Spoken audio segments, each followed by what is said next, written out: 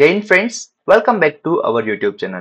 Friends, आज के इस वीडियो के अंदर एक काफी इंपॉर्टेंट टॉपिक हम लोग देखेंगे और टॉपिक है estimation of hardness by EDTA method. इसी को फ्रेंड्स हम लोग कॉम्प्लेक्सोमेट्रिक टाइट्रेशन भी कहते हैं। ठीक है, तो इसके बारे में बिल्कुल बेसिक से मैं आपको बताऊंगा, तो इस वीडियो को एंड तक जरूर देखिए। काफी इंपॉर्टेंट है, एग्जाम में सीधे सीधे पूछा जाता है कि डिफाइन ईडीटीए मेथड्स, और फिर इसी के ऊपर हम लोग न्यूमेरिकल भी देखेंगे किस टाइप से हम लोग हार्डनेस को कैलकुलेट करेंगे। ठीक है, तो बिल्कुल बेसिक से मैं आपको बताऊंगा इसके अंदर सारे कि क्या थ्योरी है, क्या प्रिंसिपल है, कौन कौन से एपरेटस यहाँ पर हमको लगने वाले हैं, अगर एक्चुअली में हम लोग इसको लैब के अंदर परफॉर्म करेंगे देन फिर क्या प्रोसीजर होने वाला है, सारी बातें हम करेंगे।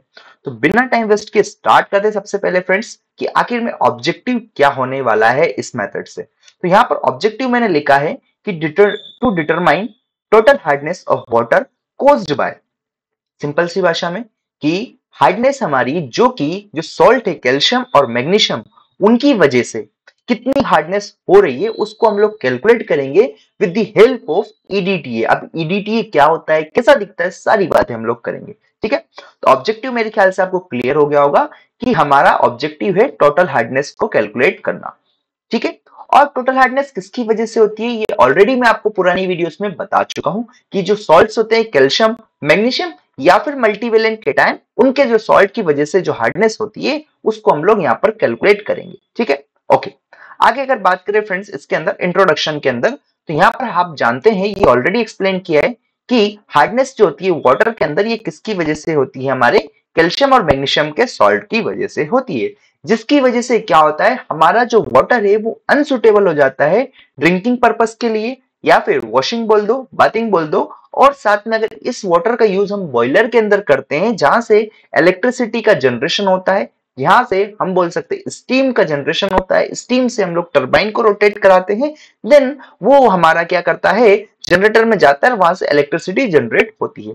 तो वहां पर स्केलिंग, जो कि हम लोग आगे बॉयलर प्रॉब्लम्स में देखेंगे कि स्लज क्या होता है, स्केलिंग क्या होता है, ठीक है, स्केल क्या होता है, तो वो वहां पर होता है किसकी वजह से, हार्ड वाटर की वजह से।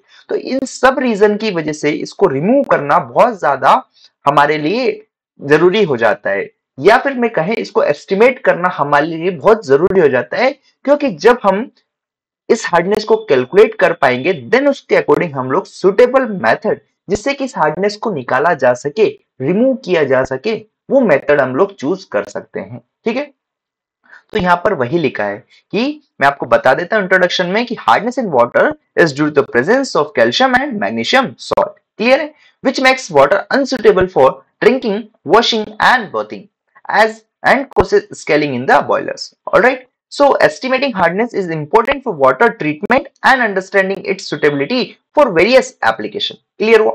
All right, next बात करते हैं फ्रेंड्स, यहाँ पर आप देखेंगे कि जो एस्टिमेशन है टोटल हार्डनेस का उसको हम किसकी मदद से करेंगे, वहां पर उसको हम लोग इथाइलिन डाइअमीन टेट्रा एसिटिक एसिड की मदद से करते हैं, जिसको हम शॉर्ट में ईडीटीए कहते हैं। ठीक है, तो मेरे ख्याल से आपको ये जो आईयूपीएसी नेमिंग है वो क्लियर होगा।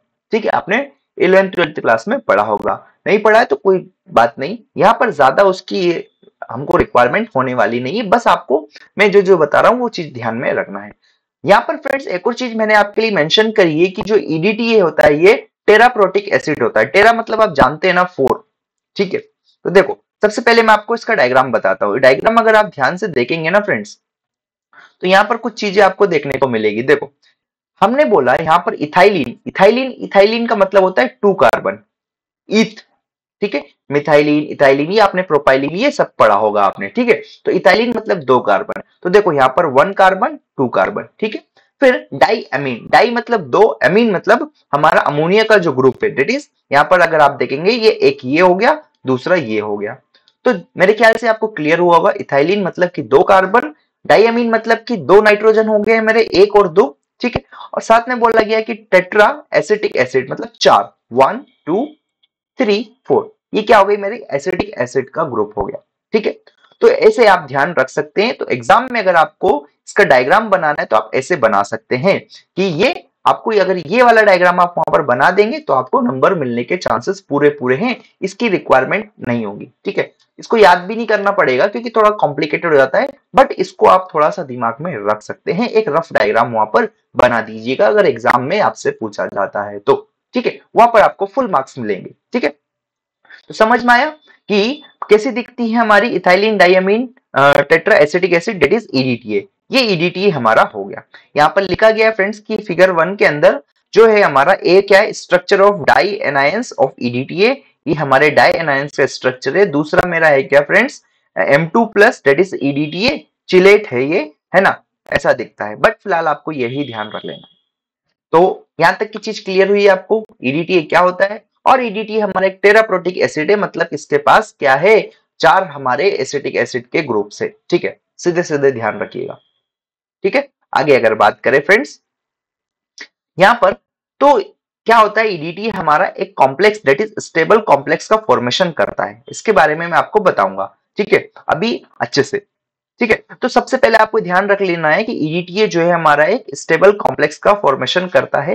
किसके साथ, मेटल आयंस के साथ, जो कि पर्टिकुलरली हमारे क्या हो सकते हैं, कैल्शियम या फिर मैग्नीशियम।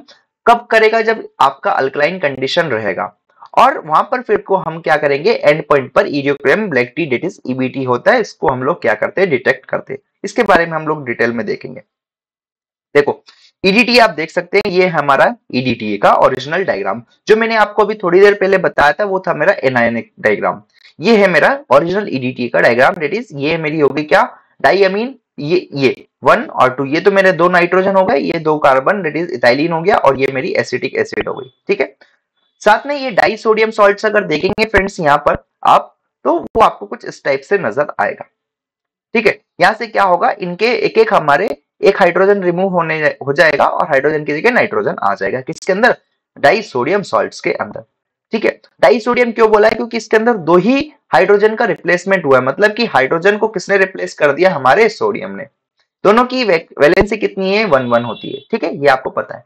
देखो मेन चीज ये है, यहां पर ध्यान दीजिएगा कि ये मेरे कौन थे, ये हार्ड वाटर था जिसके अंदर कैल्शियम और मैग्नीशियम के आयंस प्रेजेंट थे या सॉल्ट्स प्रेजेंट थे। जब इसकी रिएक्शन हमने ईबीटी के साथ की, buffer solution that is pH 9 to 10 आपको मेंटेन करना है। आपसे ये भी सवाल आता है, आपको एग्जाम के अंदर ये इक्वेशन लिखनी है पूरी। ध्यान रखिएगा कि जब हार्ड वाटर के अंदर क्या होता है, बोलिए मेरे साथ, कैल्शियम और मैग्नीशियम के सॉल्ट्स होते हैं। वो उनकी रिएक्शन जब ईबीटी के साथ होगी, इनिशियल में ईबीटी का कलर कैसा होता है फ्रेंड्स, हमारा ब्लू कलर का होता है इनिशियली। जब इनकी रिएक्शन हुई बफर सॉल्यूशन के साथ, that is NH4Cl plus NH4OH के साथ, तो यहां से कैल्शियम ईबीटीए या फिर मैग्नीशियम ईबीटी आपको देखने को मिलेगी, जिसका कलर हमारा वाइन रेड कलर का होता है। कैसा होता है, वाइन रेड कलर का होता है। और ये एक अनस्टेबल कॉम्प्लेक्स होता है। क्या बोले, अनस्टेबल, यहाँ पर स्टेबल नहीं होता है। फिर से जब इसका अनस्टेबल कॉम्प्लेक्स की रिएक्शन ईडीटीए से होती है, तो ये यहां से हमको क्या मिलता है, कैल्शियम ईडीटीए और मैग्नीशियम ईडीटीए मिलता है।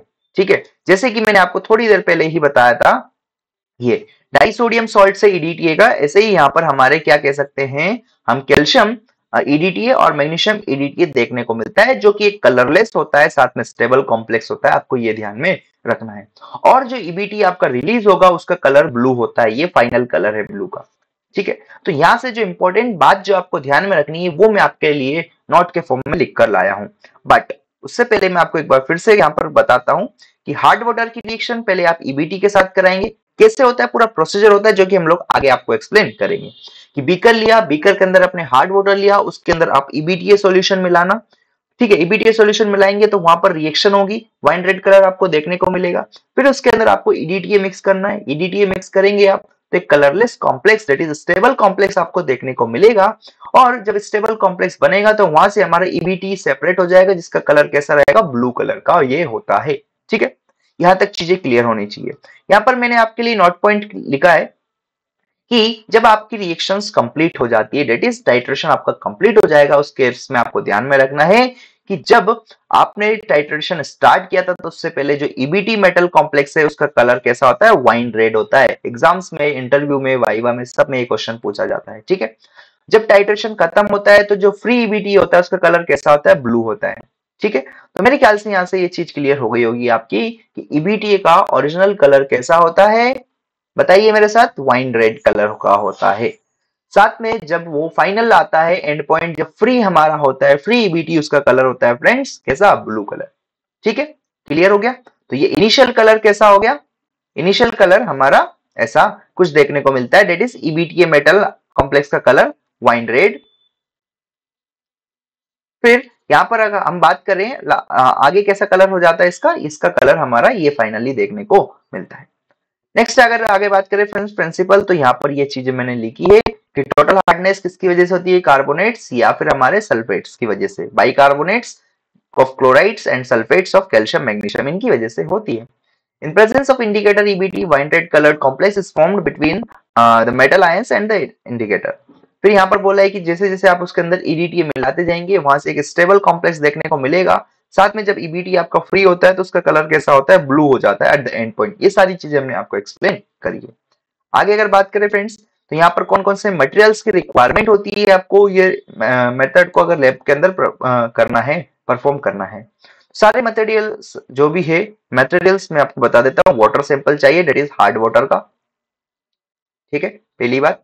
दूसरी बात आपको यहाँ से क्या चाहिए, ईडीटीए सॉल्यूशन चाहिए होता है, इरियोक्लोम ब्लैक टी चाहिए होता है, अमोनिया का बफर सॉल्यूशन चाहिए होता है, then standard calcium carbonate solution चाहिए, ब्यूरेट और पिपेट चाहिए होता है। तो ये सारे हमारे क्या है, मटेरियल्स की रिक्वायरमेंट होती है जब कभी भी हमको क्या करना है, हार्डनेस कैलकुलेट करना है with the help of EDTA methods and lab के अंदर। लेकिन हमारा काम अभी फिलहाल एग्जाम पॉइंट ऑफ व्यू से है, तो हमको क्वेश्चन सॉल्व करना आना चाहिए। तो उसी के लिए हम लोग अब आगे बात करेंगे फ्रेंड्स, इसके क्या क्या प्रोसीजर्स होने वाला है। ठीक है,